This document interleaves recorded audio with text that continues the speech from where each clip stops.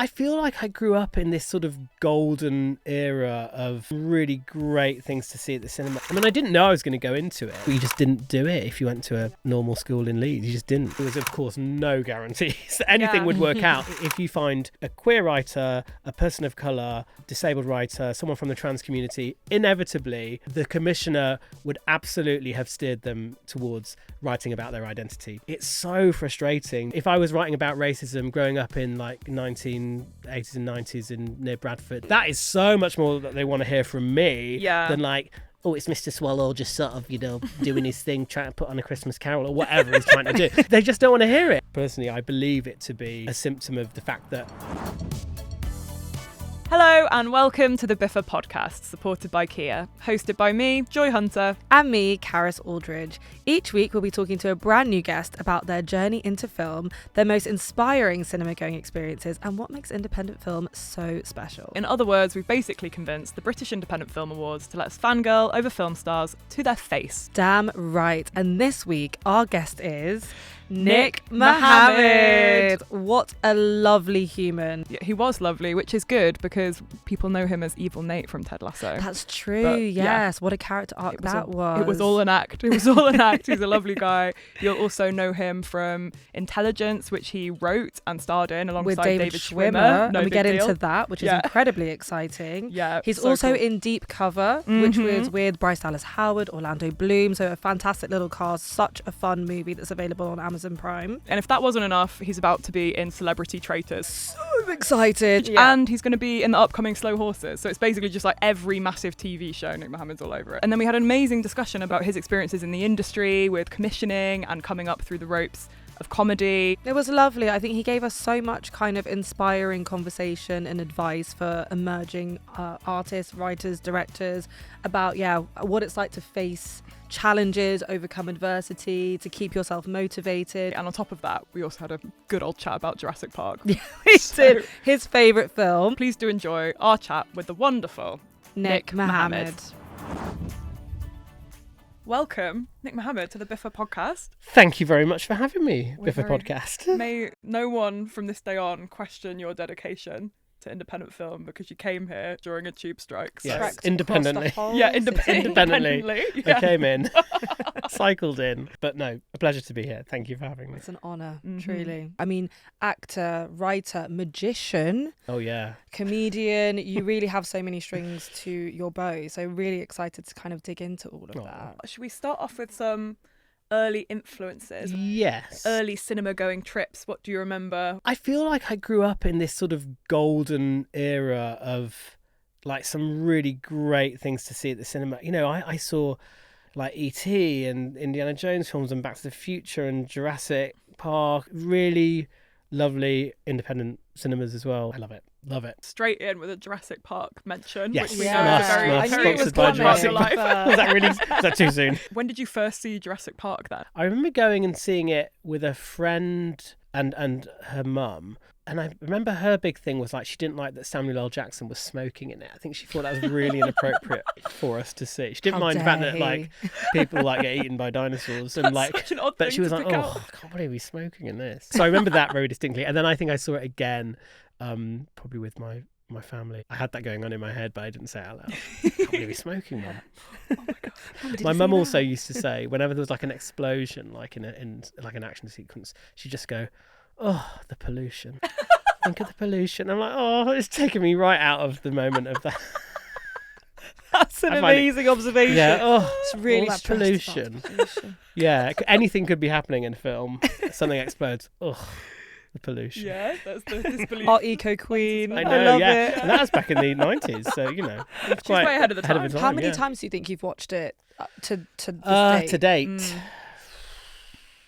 probably about 70 odd. That is very impressive. like a lot, because I would have got it as for my following birthday, I guess, for like as a VHS, and I probably then watched it at least sort of 10 times just in that first week. Do you know what I mean? Yeah. So that sort of really quickly got a lot out of the way. But I then saw they did for the 30th anniversary, so in 2023, they did a showing at the Olympic Cinema in Barnes, actually, of Jurassic Park in 3D. That was the first time I'd seen it in a cinema since I'd seen it as a kid. It was just great. I loved it. Yeah. Obviously loved the music and everything about it. It's just perfect for me. It's just absolutely perfect. And weirdly watching it back, very simple, like actually really straightforward, but just effortless, and I love it. Have you ever seen it? When they do the live orchestral. Yeah, so versions. I've seen that at the Albert Hall. I saw that. Right, Jurassic, I was like, surely you would have. And what's great actually about those, I remember seeing one of the Lord of the Rings films there. And I realised that there's actually quite a lot of, because they subtitle it, because obviously they're not able to mix the orchestra, the live orchestra, with the, I guess, the audio kind of coming out. You realise that there's like a lot of dialogue that you don't really kind of pay much attention to when you're watching film.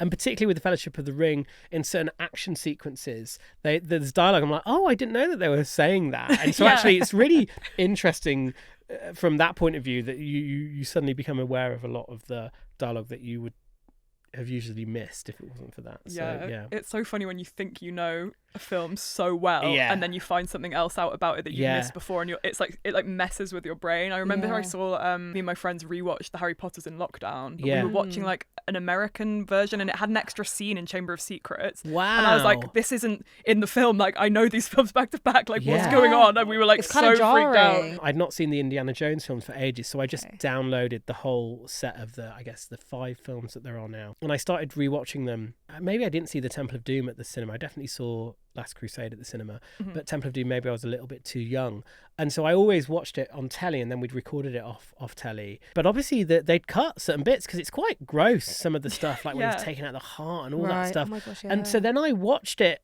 on the film, and I was like genuinely shocked by the stuff that I'd not seen. And again, it was that feeling of, I felt like I'd seen this film so many times as a kid, and I knew it back to front, knew exactly what was happening and what line came next. So when I saw the bit that had been missed out, and it was often a really gross, quite scary bit, I was like, oh, that's terrifying and shocking. And fun to rediscover as well. Yeah, in that great. way. Yeah, and like, again, we haven't shown the kids them yet, but can't wait to show the kids those. Do you think there's pressure on your children to enjoy Jurassic Park when they do see it? A lot. They're really keen to see it. They're really into Camp Cretaceous at the moment on Netflix. And that's a good primer. Nice. Yeah, and it's quite cool because Colin Trevorrow, who execs on that, but obviously did the Jurassic World films, I worked with on Deep Cover. It's kind of mad, so I was just like, and especially getting to hang out with Bryce Dallas Howard, I was like, dinosaur questions. So I kind of... Did you have to like give yourself a limit of like, okay, only 10 minutes of questions today? Like? And, and he would sometimes say, oh yeah, Steven told me, and I was like, I think Steven Spielberg. Oh my god, that's so exciting. That's exciting. Because kids go through like a bit of a dinosaur phase, right? So when that happened with your kids, were you like, get it? Yeah, I think it's sort of inevitable. Every kid, I think, goes through that phase. Has the phase. Yeah. It's part of the course, isn't it? Yeah. We like to ask everyone about anyone who inspired them in those early days to go into the career they went into. But for you, you had quite a literal inspiration in the form of your teacher inspiring one of your iconic comedy characters. Well, in terms of inspiring Mr. Swallow, yes, that was a school teacher, which is why it's quite camp, actually. There's no innuendo in the show at all, but it is just sort of me channeling her. I never really ever spoke about it being female before, but it's an impression of her, and I've been doing it since I was doing my GCSEs, really. So that that voice and that attitude is just so, it's just part of it. It's been part of me for so long now. I can think like that character.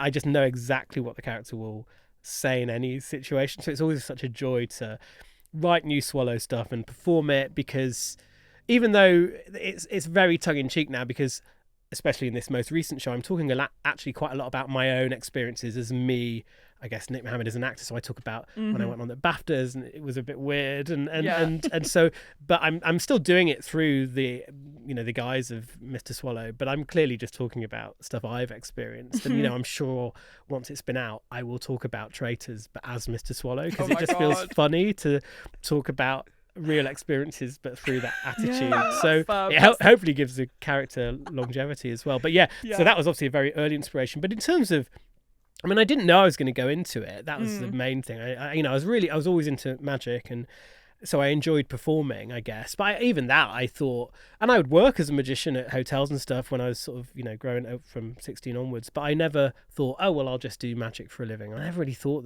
that could be even possible to do something in the arts, really. But the influences of, Michael Crawford, like Phantom of the Opera, because I loved how triple threat he was. I loved that he could do Frank Spencer and that he could do his own stunts and that he could sing, and he was doing this dramatic role in Phantom. And so I loved that. And for me, that was really attractive for that versatility. I was like, oh, that feels good.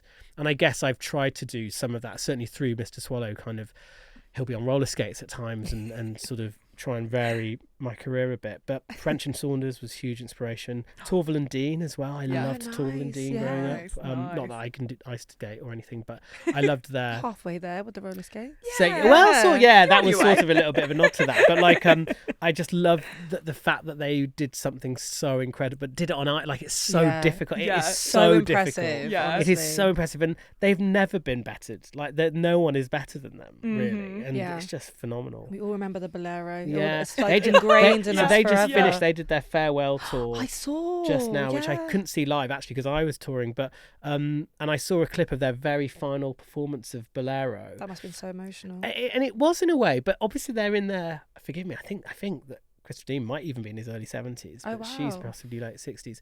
And so obviously they can't do some of the things because, how could you? But it's still phenomenally impressive. I mean, like, just incredible. Walking on ice is difficult enough. Yeah. Going on ice skates is difficult enough. To dance on ice and make it feel unique and original is just incredible. So they were an early inspiration. Not that I went into it. So you've had this character, Mr. Swallow, sort of in your mind for all these years. Have you ever thought about what his favourite films would be? I just don't think he's got the patience to sit down and watch any film You'd get too frustrated. I think he'd turn it on and just like, well, not even that. I think he'd just find that frustrating and not know how to. He just throw it in the bin. I just think he's just too self-obsessed and too self-concerned to be bothered about anything else that anyone else is doing.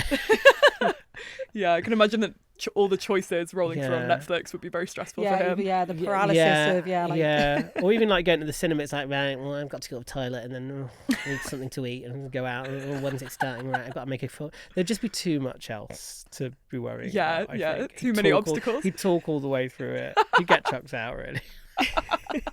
Rightly so. I do think that though sometimes because films, there are a lot of very, very long films, especially recently. Like I need There's to a petition to bring back the 90-minute movie. Yeah, I like a 2-hour film. Okay. I like a 2. For me, that feels like I'm getting my money's worth. Well, yeah. Like, I feel Well, like, and I don't mean necessarily now. finances, but I mean like time. Kind of your time and energy and investment in the film. Sometimes a 90-minute, I feel a bit shortchanged. Whereas a 4-hour, I'm like, well, I'm not. I mean, unless it's like Christopher Nolan, where you kind of have to see it. I don't know. I haven't got time for some of that. Yeah. Weirdly, I saw The Revenant. The first time I saw The Revenant was on a flight to LA. Okay. First time I'd been to America. It was quite recently. That's an intense flight watch. Yeah. I usually go for Crazy Rich Asians. I was trying to stay awake because I thought I had this sort of solution to avoiding jet lag, which I didn't. Always backfires. Always. Yeah, completely. and The Revenant was one of the films that I chose to watch, and it was a very stressful watch on that flight. So yeah. But really long, so it did kill a lot of the time. Yeah. And it is a great film, of course. You said before that you didn't really see yourself having a career in the arts for a long time. And I understand you were studying a PhD, but you were still doing all of this stuff on the side. What made you decide to sort of commit to this full time? It was oddly quite a because often those kinds of questions like when did you get your break and there's not really a real answer. Whereas there is to this, like as in I feel there was a real definite moment because I'd gone to Durham University. I was doing geophysics.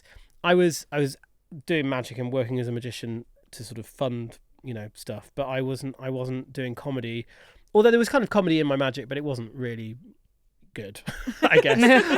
And I'd auditioned for the Durham Review, had not got in, and at the time the Durham Review would audition only once a year, so if you didn't get in at the start of the academic year, that's it. You try again the following year, but so that never worked out. So I was into comedy and like into watching it on telly and stuff, but I wasn't performing live comedy. And then I was asked in my final year to go and compare the kind of comedy night, which was the Durham Review, Footlights, and I think maybe the Oxford Review or someone like that, because their compare had pulled out or was ill, and they knew I was into comedy. And that was the first time I did stand up, and so that was my final year of Durham. So I had a real taste for it, and I think I hid behind the magic. I think I put magic in it just in case the comedy really fell flat, but it went all right. But then when I started at Cambridge to do this PhD in geophysics, Footlights and still have the policy where you can literally audition every 2 weeks to perform in one of their shows, which is great. So it just means that, you know, even if you don't get in that time, there's always an opportunity around the corner. So it felt a lot more collaborative, and you know, anyone could sort of dip in and out. And so I just sort of really was like, oh great, I'll just, you know, try stuff out. And you know, a lot of the stuff got in, and then you start becoming friends. And so my cohort was like Simon Bird and Sarah Soleimani, Johnny Sweet, Joe Thomas. Nice. And prior to that was Tim Key and Tom Basden and all that lot. So we were like, oh, this is really fun. I felt like I found my people in a way. I love this so much, and I felt like I was getting an opportunity to do it. So then you had to audition to get into the shows like the Footlights tour show, so that would go to Edinburgh Festival, because you basically got they basically would pay for the flat, but you had to audition to do it, so they would only take 5 people, and I was really lucky to get that place. So I was one of the 5 chosen, but I knew it would mean taking 2 months off my PhD, really. Yeah. So I had to ask my supervisor, who's a lovely guy called Bob White. He was like, well, it's not ideal, but okay, I can grant it. And I knew as soon as I was walking away, like in July, ready to go up to the Fringe from the Bullard Laboratories, which is in Cambridge, where I was sort of based, I remember looking around, and it was so romantic and I was like, I'm never coming back. I knew that was absolutely the fork in the road, and that decision and the fact that he'd allowed me to do that, which I'm really grateful for, was absolutely the start of something. And there was, of course, no guarantees that anything would work out, but I think I knew that that's the end of my PhD days, and it was. And I got back from Edinburgh, I'd had a little tiny bit of interest from a producer, but which I had clung on to as a reason to just try and pursue it. I wrote up what I had done, and so I got a MPhil or something, you know, I got some qualification out of it, but I didn't complete the PhD, and very much just focused then on doing comedy. Moved to London, couldn't afford to live in London, so got a job in the day, but then so was temping in the day, but was then gigging on a night. So but it was very definite, like that's what I want to do. Very resolute from then on, decision. and was blindly optimistic, weirdly. There were no guarantees, and still aren't, frankly. But you know, I don't want it to sound elitist, but you know, obviously there is an element of Cambridge being a little bit what's the word, it does instill a certain confidence in someone regardless of what they're doing. And I think there's a whole question about access to higher education and that confidence, you know, which is probably a podcast in itself, and I'm very fortunate to have kind of gone through that. But it does light something in you, and it's obviously not the only route into comedy by any means, but to be surrounded by people who are like-minded, who also wanted to do the same thing, and you know, a lot of them have, and also having seen that people before you had, does make you think, oh well, maybe it's possible to just about believe that it is possible. And maybe you get that, you know, I didn't go to private school or anything, and so maybe I just didn't consider a career in the arts was even tangible. You just didn't do it if you went to a normal school in Leeds. You just didn't. That's not what you really aimed for. It just was. Oh, maybe that's different now, but it certainly wasn't at the time. I have a similar story. I also went to Cambridge from a state school, and was also in Footlights. It's a wild thing. Yeah, I mean, I loved it because I felt like I found my tribe, but I knew that I was an outsider within it. And also it's sort of inside it and find a point on it, being a person of colour, you know, there were hardly any, you know, there just aren't. And you know, I think Richard Iowani was the first, and that's, you know, not that long ago. You know, so, and I'm not saying that the Footlights isn't inclusive. It completely was, and it welcomed, you know, me with open arms. But it was just, you know, you are aware that, you know, it's just possibly not as straightforward. Yes, definitely. I think part of the kind of privilege of being in a space like that is just that you have that space to fail and try things out and sort of cut your teeth a little bit in front of a friendly audience and not have to like make money from it the next day to get by. And obviously there's the question of education and privilege and all of that side of it, which is a conversation I think needs to be had. But I think another part of it is just having that cohort with space and time, and so it's so hard to get hold of that in any other way that we do end up with these going through these quite traditional systems to get there, even though as with your story, you were doing a PhD on the side, but that wasn't the part of it that was your career development at Cambridge. It's so odd, isn't it? Completely. And I feel so indebted to it. But yeah, I mean, that point about failure, it's so important, and you learn so much more from failure than success. And you can judge success in different ways. But I mean, any degree of success is founded on a series of failures. And I even think about that in terms of an Edinburgh show, or going through the paces of Edinburgh, and even like, writing the first series of your sitcom. You're sort of like, oh, well, series 2 is going to be better because I now know what works. You can never get it right first time, or maybe some people can, but I've never been able to. So I feel like, that was a really important discipline. And I'll look back at some of the stuff that I did in Footlights, and I'm like, oh yeah, that, I would tell that, or that style of joke or that thing feels very me. And like Mr. Swallow, was sort of, in terms of me starting to perform that impression of that teacher on stage, was born through Footlights, absolutely. But it of course wasn't very good. But there was still a kernel of something there, which I've been able to kind of like develop over the years. So I'm very, very indebted to it. Yeah, so it sounds like a great place to kind of finesse the craft, I guess, a little bit. And or at least get you enough confidence to then, when you sort of step foot into the real comedy circuit, I think after that, to be like, okay, well, there's a starting point here at least. And was there ever a thought of, because Mr. Swallow is such a great character, did you ever think of building other characters? Well, I did do, I did a lot of multi-character stuff. So my first few Edinburgh shows, it wasn't, so I started doing solo Edinburgh shows from 2005, which really showing my age. So 5, 6, 7, 8, 9 were all multi-characters. So Swallow was part of those shows, but there was, surrounded by other characters. But Mr. Swallow was the one that would inevitably just do better and would get the lion's share of usually the end of the show. So I just sort of thought, well, why hide away from it? And it was 2010, which was the first time I did a full hour of Mr. Swallow. And what's strange is I remember so distinctly making that decision and seeing people in the audience kind of think, oh, well, surely this character's going to finish soon, right?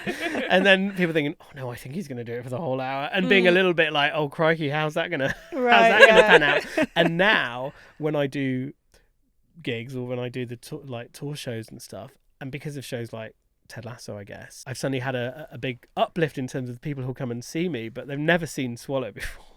Ever. They're not there for that. And I'll come up and I'm like, oh right, hello, and they're like, you can see them doing that same expression of like, Christ, what's this? Which is what I felt like in 2010. Right. So it's sort of like starting again, even though I feel I'm a bit more confident now with it. But then pretty much from then on, they were all just Swallow. You've had such an interesting journey into film. Is there one bit of advice that you have clung to or found the most useful throughout your career? I mean, I feel I've been very lucky in that, like, right from the start, from kind of after Cambridge, and sort of being faced with, okay, well, I'm temping, but I know that's not what I want to do. But at what point do I sort of stop temping and just sort of trust that this is my job? I think because I've always written, I've been lucky, and I've always been able to sort of balance writing, and whether it's writing for other people or writing for me, and whether that's live or television or radio, I've always been able to sort of slightly, like, if I've not got a casting or I've not done much acting, it's like, well, at least I can sort of justify that time by sort of writing. And even though you don't always then have a guarantee of a script commission at the end of it, but you might get one. So you're sort of trying to sort of, I don't know, get the odds as much in your favour for some, to sort of carve some career path out of it. And then, auditions are just like luck of the draw, and still are, frankly. I mean, I guess, because I've been around a bit, I am getting offered some things now, but I'll still audition for stuff now. And I guess certainly post Ted Lasso and Deep Cover and things like that, the roles that I guess I'm auditioning for are interesting and would be, quite good to get, but it means that your kind of competition has sort of suddenly gone up, and so you're always sort of like looking around for your next paycheck, I guess, and trying to work out, like, well, I sort of know what I'm doing next year, but that's pretty much it. And that's true. That is true. I know what I'm doing till next July, and that is it at the moment. Which is great, which is, I should say, that's a real privilege to be in that position, to know that I've got 8 months worth of work or something. But you do have to have very strong mental health. I think it's very easy to beat oneself up about failure, and that can be, whether that's not getting a casting, or whether your Edinburgh show didn't get the good reviews you wanted, or you didn't feel you got the audiences that you deserved, or something like that. You just have to try and be as strong as possible. And it's really difficult, that stuff. It really is, and it's especially difficult in environments like Edinburgh, or if you come from drama school, I didn't go, but like from friends who did and say similar things, that you then see your peers doing well, or that you see on the internet, Jesus. Online on the information superhighway. yes, on the WW, that you see everyone doing well, and you're like, oh, they've just been casting that, oh, that's great. But you have to understand that it's such a roller coaster, and everyone is going through that, even people who are right at the top. I mean, okay, maybe the people who are right at the top, like maybe Timothée Chalamet's not like, oh God, what am I going to be doing next year? But you don't know, he actually might be. He might be, but also he might think that all it takes is one film to not do so great, and then maybe he's not flavour of the month, or so, maybe. I can't speak on his behalf. Imagine if I could. But I feel like, I've been lucky enough to work with actors who are a lot further on in their careers than I am, and everyone has the same concerns, everyone's got the same insecurities, I guess, and you just having a strong support network, ideally people who aren't actors actually, or people within the industry, is good. So my wife's a teacher, music teacher. It's great to just chat, because then you realise that these are either first world problems, or this is just everyone's going through their own sort of version of this. Right. So I think staying grounded and trying not to kind of wallow too much in, I didn't get that casting, because it can be, particularly say casting, it can be for literally a million reasons which are so out of your control. You could even be the best person for that role, but actually the lead prefers somebody else, or that actually or a scheduling thing, or actually you don't look quite right. We got someone who kind of almost looks like you, so actually it can be so many things. We need to a ton of reasons which are out of your control, and you have to sort of be accepting of that. And the last 3-4 things I auditioned for, I've not got. Yeah. And it's just fine. You just have to be, that's it. I mean, it's just, and there were great roles, and there were good casting directors, and I've got good relationships with those casting directors, and they've put me in other things, and you just have to be, that is what it is. And so you kind of, you're always acceptance, really. And happiness actually, and grateful that, I'm 44, and that to still be working in this industry feels like a privilege. And friend Andy Nyman said that his, I think, mentor, drama teacher or somebody said, if you still be working, if you sort of started out in your 20s and you can still be working in your 40s, you're probably going to be fine. Like, it probably, it means that, and you might not be multimillionaire, you might not be doing big, but you, as an actor, you'll probably get by now. And so I guess I'm clinging on to that. I think you're doing well. I'm clinging on to that idea that, I'm old enough now to say that it's going to be fine. I can't imagine how difficult it must be now if you were starting out now, because I think a lot of things have changed. I would say though that there's now a lot more content. I mean, there's a lot more opportunity. There's so many more platforms to showcase your stuff. You can also shoot, edit and distribute stuff from an iPhone now. And so there are different ways to be seen and stuff, and kind of get your voice out there. So I would say that's definitely a positive thing, but maybe, I don't know, maybe it's even more competitive than ever as a result. I don't know. Yeah, it's kind of it's like a blessing and a curse. It's like just more of everything, more opportunities, and I was more up competition, more of all of it. And I was up in Edinburgh to do the tour show just as like a one-off this August, and you see, and the Fringe in some regards hasn't changed at all, and there's a lot of talk about the Fringe is so expensive. Like, it was always expensive, it was always like you're scrimping and you're saving, and you're like sort of 6 people to one room. It's madness that is still sort of accepted as part of the norm of like, well, no, that's what you do if you're a comedian, you go up there and that's how you show your wares, you showcase it to the industry, and then you go and do it again. And it's like, really, wow, it hasn't changed. So despite the fact that you could put all your sketches online, and you can, and there are of course people who have become very successful doing it that way. There is still a slight expectation, and but you prove your worth sort of in Edinburgh, and for better or worse, I guess. And again, there are some great shows as a result, that come off the back of Edinburgh, and will then go on to do great stuff on telly and so on. But it's still an absolute pressure cooker of a place to kind of be performing, like, and you really feel that when you go out there. Yeah, 100%. Yeah, it's very... And I love it. But I love it so for exciting that. as well. Yeah, exactly. It's kind of like part of its charm. It's aspirational, and it's exciting, and it's you see what everyone else is doing, and there's something about the energy of Edinburgh that is sort of, you don't get anywhere else. And so I do love it for that. Love it for that.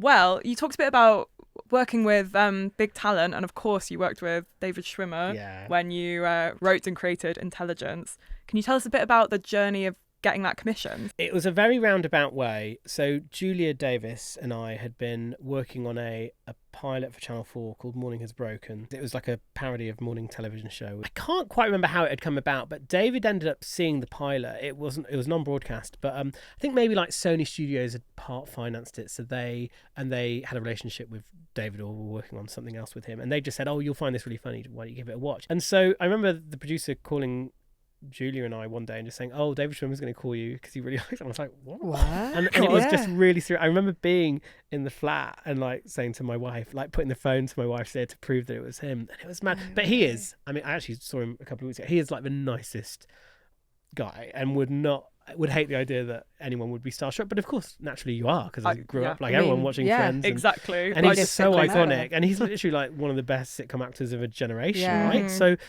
Just mad. So anyway, Morning Has Broken didn't happen, but David had always said, "Oh, well, if there's ever anything else you come up with that could justify an American maybe being in it and not feel too shoehorned, let me know." And I knew I wanted to write about GCHQ because I found it inherently funny, the idea of a workplace sitcom with these big sort of national security stakes. This was around the time when Trump was coming in the first time round, and I thought it would be fun to have like a bullish American NSA agent have to work along these sort of more kind of quintessentially awkward Brits. And so I don't think I even sent him a script. I think I sent him a few pages of like stuff and a treatment, and he was like, "Oh yeah, great, when we're filming it." And I was like, "Well, hang on, it's not even been picked up."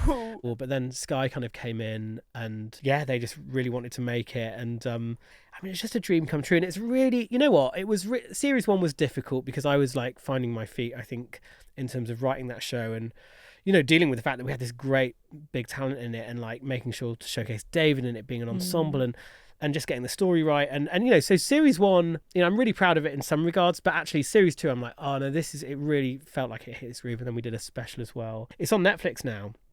And it only went onto Netflix like a few months ago. So it's really weird. Like, there's a whole raft of new people are kind of discovering it. Audience. But it's really such a different world now. Well, it is. It really is. And he's had that with the rediscoverability of Friends as well. So completely, that's really true. I think at the time when it came out was really at the height of, we want kind of really quite serious comedies and sort of drama comedies and quite traumedies, I guess, is the term that's been bandied around recently. Traumedies. Not to diss any of that, but a lot of those are great shows. But they've got a small joke count in. They're really dramas with like a quirky character in it, right?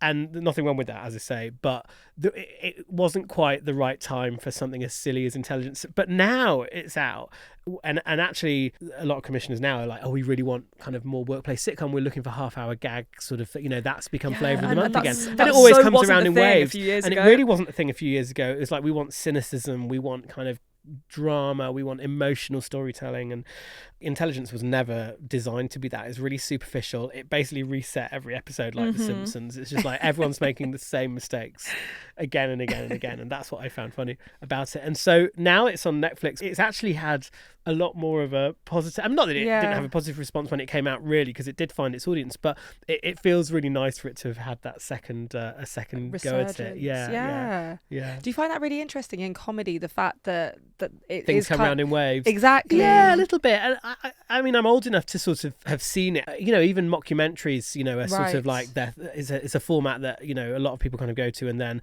it becomes really out of favour, and commissioners are like, "Oh no, people are bored of that," and then it just comes around again, and people really like it. And talking to the camera, I remember when it was the original. I mean, I wasn't that old, but when my mum watching the original House of Cards, and then Miranda doing it, and then Chewing Gum, Michaela's show, and then Phoebe Waller-Bridge doing it with Fleabag. And so, I mean, it felt really fresh with Fleabag because it was such a stunning show. But it, those devices and formats, and I guess those tones that we kind of sometimes look for, or commissioners look for, they just come round. You just have to wait for your time. It's less about tailoring yourself to fit within the framework, but just I kind think of that's have the where patience. I say that sometimes failure is so out of your control, because it's like sometimes it's just the alignment of certain things that allow something to kind of happen or get the uplift. Same with, I think, even Ted Lasso. It came at a real time when people wanted something optimistic and hopeful, because not just the fact that there was a pandemic, but there'd been so much cynical, snarky comedies which are great, but like it felt so refreshing to have something that was just so positive. Yeah, it did feel like a bit of a gear shift. And I was watching it like, oh, I'm crying in a nice way, and not because it's tragic, and that's quite refreshing. And I love those other shows as well, but it was just it was nice to sort of run the whole gamut of what all these things can be and can do. You've talked a bit before about sometimes certain demographics of creatives are only commissioned to sort of make something that is about their identity and their experience. You're an underrepresented voice. It has to be about identity. Yeah, I think it's true. And you look, I feel like if you find a queer writer, a person of colour, disabled writer, someone from the trans community, inevitably, certainly their first show, they will have been not pressured's the wrong word. The commissioner would absolutely have steered them towards writing about their identity, because that is and it's so frustrating because I just want to write about anything. But if I was writing about racism growing up in like 1980s and 90s near Bradford, that is so much more that they want to hear from me than like, oh, it's Mr. Swallow just sort of, doing his thing, trying to put on a Christmas Carol or whatever he's trying to do. It's they just don't want to hear it. And I actually speak a lot about it in the show, in Show Pony, but as Mr. Swallow, just it sort of takes the edge off it, talking about it. Well, that's it, but that does what you're rallying against by doing that. Yes, almost. well, quite. It's like, oh no, that suddenly doesn't fit our. They have a very specific view of what I think sort of tackling the diversity and lack of representation problem is, and it sadly is a little bit narrow-minded, and I think personally I believe it to be a symptom of the fact that the higher up you go within film, telly and commissioning, and that is that the lack of representation becomes really pronounced. And so this really feels like bunch of white people sat around a room and said, how do we solve it? I was like, oh great, let's have a diverse pot of money, and that's for diverse people to tell their diverse stories. We've done it, we've nailed it. And of course, to a degree that is great, and it certainly has come on in leaps and bounds from when I was first starting out, when there was probably one person of colour on telly, one commission for a person of colour maybe, or even if you're a woman, like there was like, oh well, we've got female comedy, we've got Watson and Oliver doing their shows, so Anna and Katie can't have their show. It was mad. Like one female, that's a genre. Mock the Week, or quite. I mean, it's terrifying that was literally only 10 years ago, 15 years ago. So things have definitely come on, but it is still very much, it is identity skewed. And the problem is, if you look at it now, look at the recent commissions that have come out from queer writers, people of colour, disabled writers. They are primarily about their identity, and there is an expectation and a leaning towards that. Well, that will get you that commission. And that's not to say those shows aren't good or don't deserve their place. They're so important, but it can't be the only thing. Can't be everything. A true representation of equality would be like, we've got this trans writer to write about dentists, or it doesn't matter. Fine if they've got a really compelling original story, of course, and some of those stories are going to be so potent because they have that level of authenticity, but it can't be the only thing. And I do rally against that, because I just see it happening again and again and again. And it's a big question to ask, because of course, like, the fate of the industry is not completely on your shoulders, but do you think if there was something that you wanted to change within the industry, it would be that, like, trying to have a bit more representation in that higher level of commissioning space? I think it will just then trickle down. I think it's just really, and all it will take is just like 2 or 3 more writers, say, I can only experience it from a writer of colour because that's what I am, but say a writer of colour and it doesn't have to be, it shouldn't be me, it should be someone new, really, been given their first break, but it's not an identity skewed show, because it would just show that that's not the only route. Because the problem is, if you are a person of colour trying to break through in this industry, you see what is commissioned from your fellow people of colour talent, and you're like, well, they've all written about it, so that's sort of probably my only route, certainly as a first stab, and to get through the door.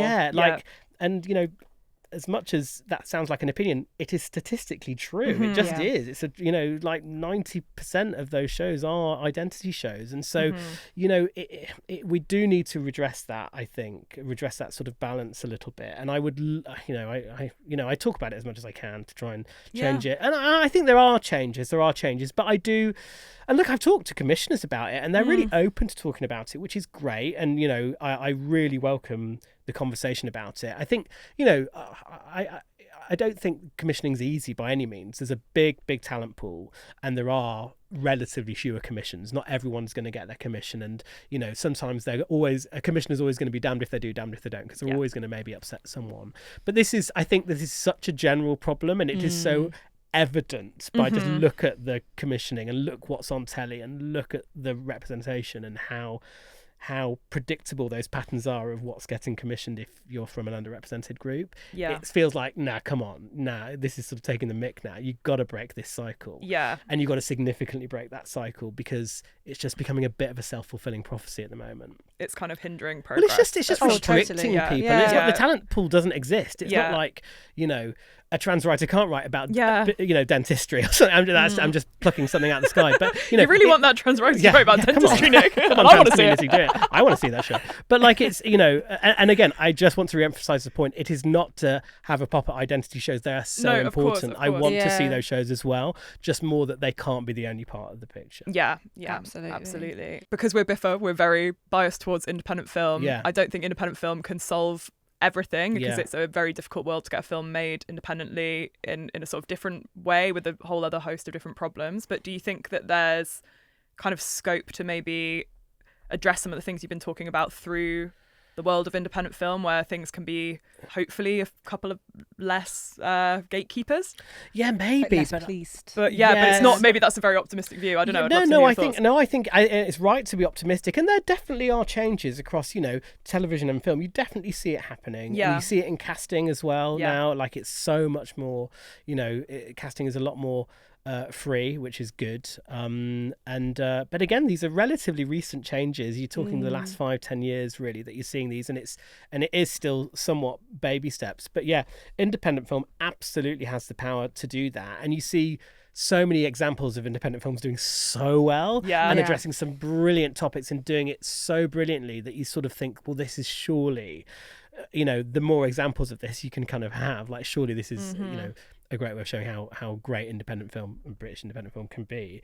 And so, yeah, I mean, I think it's all part of a similar conversation, really.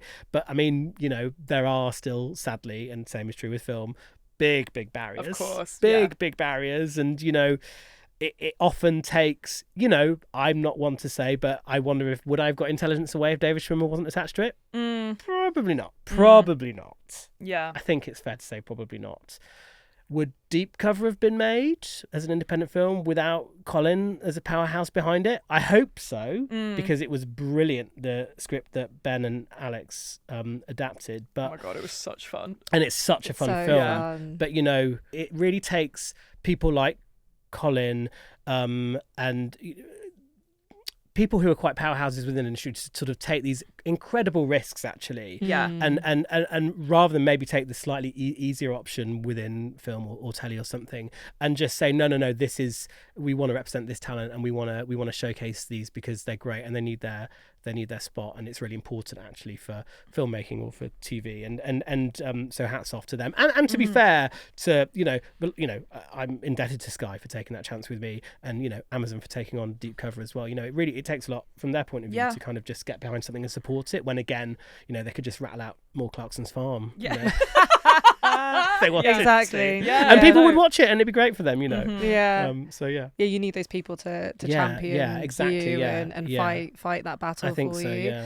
So speaking of Deep Cover, it's such a fun film. You've got such a great cast: Bryce Dallas Howard, Orlando Bloom, and of course the whole kind of premise is about improvisers and the power of the yes and.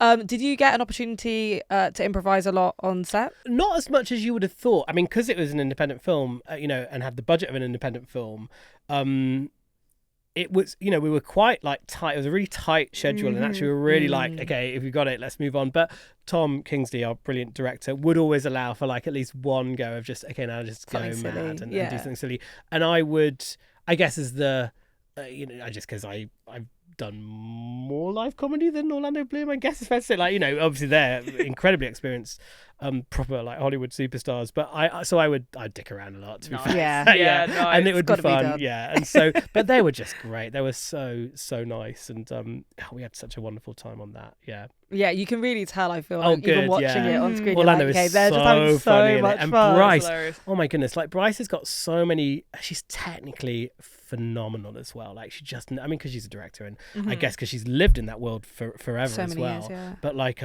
she's just so great at knowing everything that's going on. I feel like, having done that film now, that prior to then I just sleepwalked my way through a lot of filming. I was like, oh, is that where I meant to done? Okay, well, that will happen if it happens. And now they're like, no, you need to do it because a car is gonna Yeah. come Right, around here yeah, and it's there's like a stunt. And I was like, smash, oh, okay. So yeah. Oh, Nice. and of course, you kind of hinted earlier that you were able to pick Bryce's brains a little bit about the Yeah. Jurassic World. So, Yeah. did you get any fun little tidbits? What was the most exciting thing? There was often a lot of chat between her and Colin about the heels, the famous heels that were like taken off, like Right. when to take them off, at what point in the film they'd come Yes. off and stuff. I think I said, what's her favourite dinosaur? I didn't want to. I was trying to play it cool. I didn't ask too many things. And I was really, I loved that scene in, I think, is it the Dominion, the final one of Colin's, where she's going into the water and she goes underwater and then the head of the dinosaur comes into the water and like roars at her underwater. I was like, that's incredible. And I think that was real. I think it was not a CGI. I think it was she's really? underwater as an animatronic head like that went in. Bring back animatronics. I might have That's so misquoted cool. that, but I'm Yes. sure there was some element of that which was like, this is like effectively real. Yeah, wow. And scary, like a big machine sort of above you. But Colin in his office at Pinewood has got like these amazing like dinosaur eyes, like massive eyes that they use for like close up of the eyes. Wow. And like incredible sort of model sort of dinosaurs on his thing, which I think were So real kind of cool. ones that they were like the designers had done and stuff. So yeah, I loved all that. Yeah, Nice. amazing. Yeah. And I do feel like, the kind of yes and, which is the improvisation mantra, I guess, gets you into this like hijinks situation. Yes. Do you feel like there's a time in your personal life where just saying yes and has got you into a crazy situation? I've got a story. I can't name who the famous person is, but they're really famous. And It rhymes with no, wait. I can tell you who it is, and then you got to promise you'll cut it. Okay. We'll beep Promise? it. We'll beep it. Okay, beef it. Promise you. Right. Okay. So this Sorry. person, Yeah. this person Who shall not be named. who shall not be named. So we were renting this little flat, but very like really, really, really small, and he was living in a very big house just around the corner, and I for whatever reason he assumed that we owned, I think not just the flat but maybe the building. Right. Okay. Because I think I'd just done the film The Martian, but like a small role. Yeah. Very much a fringe comedian, not making that kind of money. And he was like, oh, where do you live? And I was like, oh, just round the corner. So I didn't want to be too specific, so you couldn't tell. And he was like, but I said, oh, we are thinking of moving, which was sort of true. And he's like, oh, so what's your budget? Like, 2.7, 2.8 million. And I was so scared, I just said yes. So I was like, yeah. Sure. Yes. Yeah, and he's like, oh, right, okay. And he's like, are you interested in land? And I was like, yes, I am. Are you interested, Are you interested in land? He's like, right. What a sentence. I'll set you up with my business partner. He's got this great thing you might like. And he was like, where do you live again? I was like, oh, just around the corner. Anyway, I think we've got to go now. And I was like, trying to extricate myself from that. Oh my I mean, god. I was just a jobbing actor. That's mad. such a good story. Yeah. Oh, I feel like we could talk to you forever. Why don't I come back post Traitors? We've got. We can talk Traitors. And then properly That'd be spill fun. the secrets. Then I can spill the beans. Perfect. I can't say Okay. anything about it. Amazing. Great. Thank you so much. Thank you for having me. Thanks for listening to the BIFA Podcast, supported by Kia. If you enjoyed today's episode, please make sure you subscribe wherever you get your podcasts to get new episodes as they land. And please tell all of your friends about the podcast to help spread the word. We want all the film fans to be able to find us. The BIFA Podcast is supported by Kia. The hosts are Karis, Aldridge and Joy Hunter. The show is produced by Daniel Audritt and Kat Butterfield for Audacious Productions and Joy Hunter for BIFA. The assistant producer is Bruno Atkinson. Director of Photography, Jude O'Connor. Audio engineers are Nathan Cooper and James Gibbons McGregor. Filmed at Fiction Studios. Special thanks to the BIFA team.